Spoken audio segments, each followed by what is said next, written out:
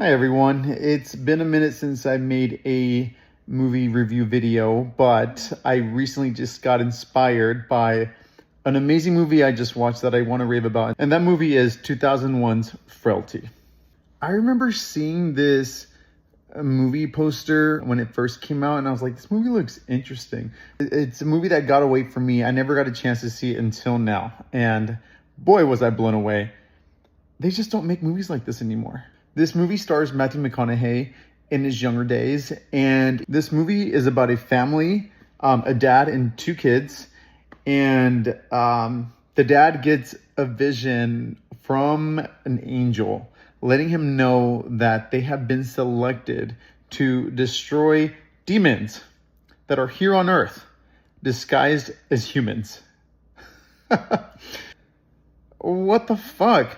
So instantly, you might be thinking that this is an action-packed Demon Slayer type movie, but no, that's not the case whatsoever. It's a movie about an innocent family that, the dad randomly gets this message and he tells his two kids who he absolutely loves, and they have a great relationship, by the way, the kids and the dad. And he tells his two young boys that he's been given this message by an angel. What are you supposed to think if you're a young kid and your dad came to you one night delivering this news to you? Like, the fuck? And it's interesting because there's two perspectives. There's the perspective of the young kid, the younger sibling, right? And then the older sibling. And then the older sibling loves his dad, but he's like, what? He has trouble believing him, and of course you have the younger son who loves his dad and of course is going to choose to believe his dad, And the movie does a really good job with kind of taking the perspective of the older son and does he believe the dad or not? It's really cool.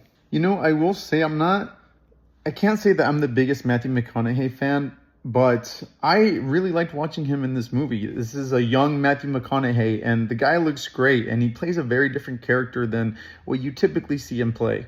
This very calm character, yet a bit unsettling and mysterious. You can describe this movie as like a psychological thriller meets faith horror, which is interesting and very unique.